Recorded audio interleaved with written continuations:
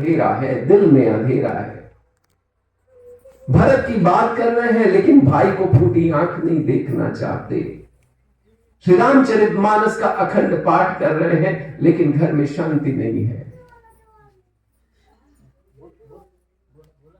भरत महाराज भगवान राम का खड़ाऊं लेकर सिंहासन पर रख देते हैं और खुद तपस्वियों की तरह जमीन के अंदर गड्ढा खोद कर कि मेरा भाई जमीन पर सोता होगा तो मैं जमीन से नीचे सोऊंगा, मेरी पदवी उससे नीचे सोते हैं।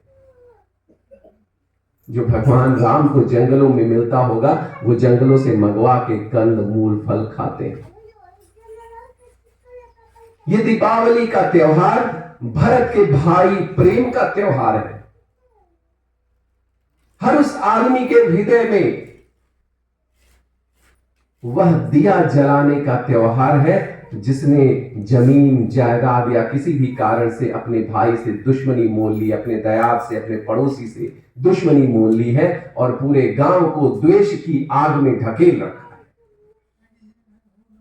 इस भरत के इस चरित्र का मंडन करने का यह त्योहार है। और बात ये नहीं खत्म होती है दीपावली पर। भगवान राम को भेजा गया जंगल में जाके चुपचाप एक जगह लेट जाते। एक कुटिया बनी गई थी, उसी कुटिया में रह के ऋषियों के साथ ऐसे ही सम्मेलन में ज्ञान की चर्चा करते हुए अपना जीवन बिता देते 14 वर्ष। 14 वर्ष बहुत ज्यादा नहीं है।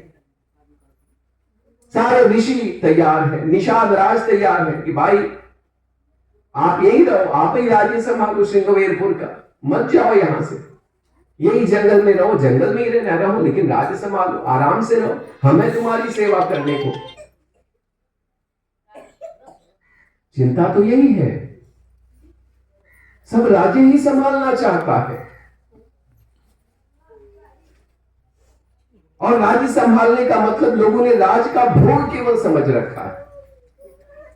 आज भारत में जितनी राजनीतिक पार्टियां हैं, राजनीतिक पार्टियों का उद्देश्य क्या है? सत्ता पे जाना, सत्तारोहण।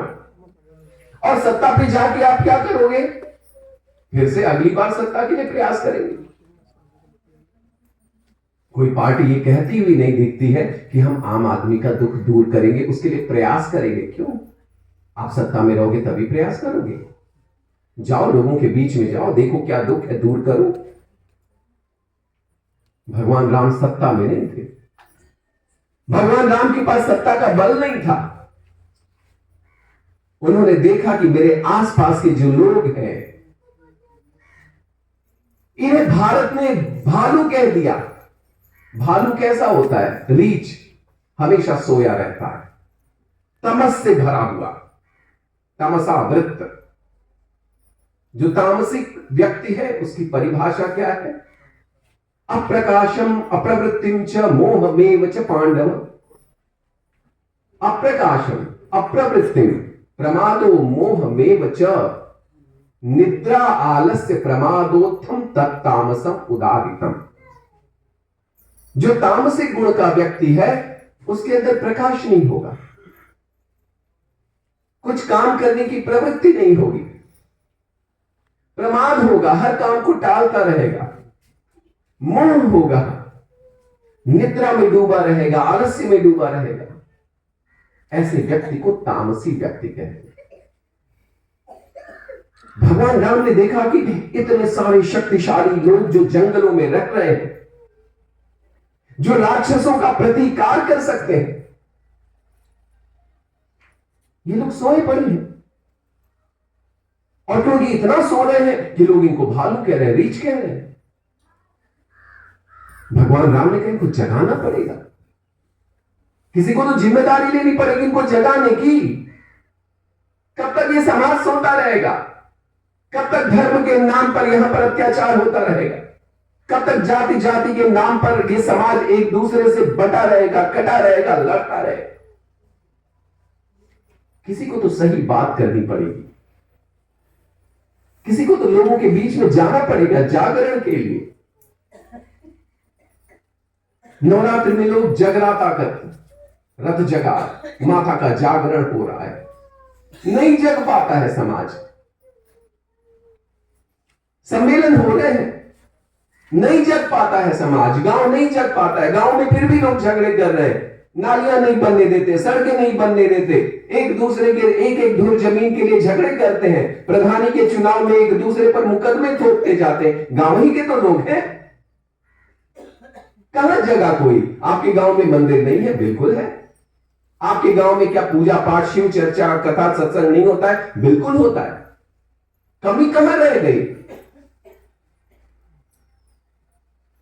कमी यहां रह गई कि कथा सत्संग तो हुए, सम्मेलन तो हुए, लेकिन हम भालू की तरह सोते रहे।